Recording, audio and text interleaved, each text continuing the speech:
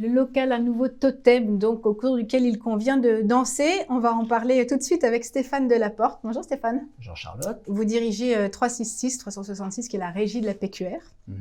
Et à vos côtés, Paul Carrière, bonjour. Bonjour. Carrière et pas Carrière, excusez-moi. Oui, Carrière. Néanmoins, votre carrière vous a conduit aujourd'hui à la tête de MediaKiss, qui est donc un DSP et un acteur majeur de la tech en France. On pourrait résumer ça comme ça. Oui, en France et à l'international, on est dans 15 pays.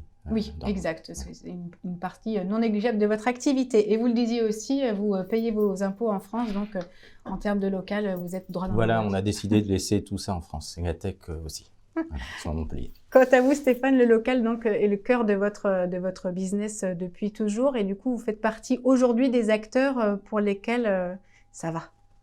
Oui, ça va. C'est vrai qu'on a créé cette entreprise il y a maintenant à peu près 6 ans, avec une idée qui était qu'on voyait bien qu'en fait la revendication du local, des territoires était quelque chose qui montait depuis pas mal d'années, depuis pas mal de mois, mais qui avait du mal à s'exprimer d'une façon rationnelle, expliquée et autour d'une structure qui permette de donner accès à toutes ces possibilités.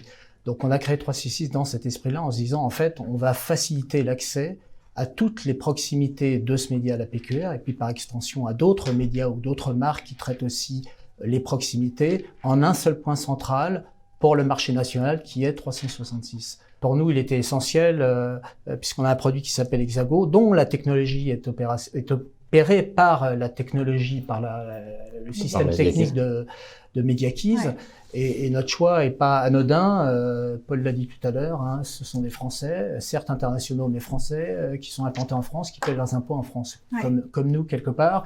Et donc, on a choisi une solution qui, premièrement, correspondait à ce qu'on souhaitait, et deuxièmement, est une solution qui nous permet d'opérer d'une façon très efficiente ce qu'on appelle le multilocal digital. Et du coup, Paul, on s'est parlé un peu avant de se rencontrer sur ce plateau, et vous me disiez que pour vous, pour finir sur cette métaphore, mais j'y reviens plus après, mais c'était plutôt une histoire de figure géométrique, pardon. Non, c'est juste le gag de dire que les grands opérateurs américains travaillent juste, considèrent qu'un point de vente a juste un radius, et que nous, on a travaillé justement le véritable territoire du point de vente, et donc on travaille avec des polygones, ce qui change bien les choses.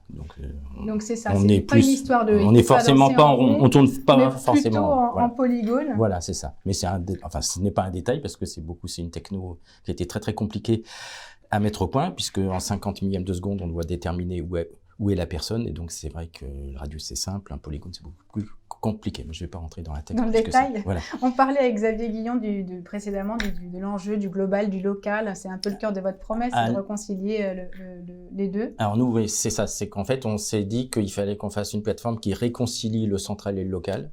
C'est-à-dire que jusqu'à présent, quand en centrale, lancer une campagne locale, c'est un peu compliqué, jusqu'à la facture et le paiement.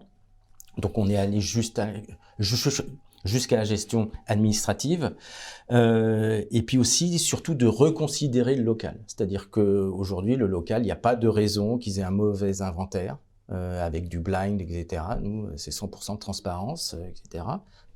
C'est pour ça qu'on travaille beaucoup aussi avec 366. Il y a des vrais éditeurs qui donnent du contenu, etc. Après, la précision en termes de data et la précision territoriale, comme je le disais. Donc ça, c'est très important, parce que ça sert à rien de faire des pubs à côté de là où on n'est pas. Bah oui. Et aussi tous les outils de personnalisation locale, c'est-à-dire que automatiser ce qu'on appelle la DCO, toute cette personnalisation, qu'elle soit automatique, mais que ça aille aussi, qu'on puisse prendre une landing page, donc on aille aussi plus loin dans le funnel de conversion. Voilà. Et par rapport à cette notion de justement ne pas déprécier le local, est-ce que vous avez l'impression qu'il est apprécié à sa juste valeur aujourd'hui? De plus en plus, hein. Ouais. De plus en plus. Et le contexte, puisqu'on va vivre à terme, vous avez vu les annonces de certaines plateformes sur les sujets des cookies-less, etc.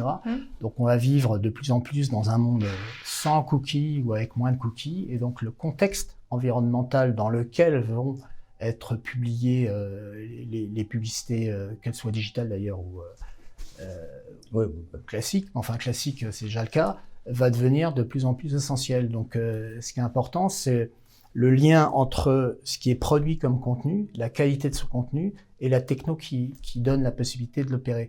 Et justement, vous fournissez cette techno depuis quelques années. Vous êtes sur ce marché du local, un observateur aussi. On est cookieless aussi. Oui, et cookieless. Vous notez vraiment un basculement aujourd'hui? Alors, il y a ça, oui, et il y a aussi un autre problème, en tout cas en ce qui concerne Internet, c'est que quand on lance une campagne nationale, on n'a pas la même pression qu'on soit à Vierzon ou à Asnières. Et que ça, donc les grandes agglomérations ont tendance à être bénéficiaires Bien sûr. des campagnes. Et donc nous, on propose aussi des produits qui permettent une garantie de pression territoriale que par exemple le concessionnaire de Vierzon ait la même pression publicitaire au regard de sa population que celui d'Asnières. Voilà. Toute proportion gardée. Voilà. À fait. Donc ça, c'est un travail qui demande du découpage, de créer plein de campagnes en une, etc., etc. Et donc on a automatisé ça au maximum.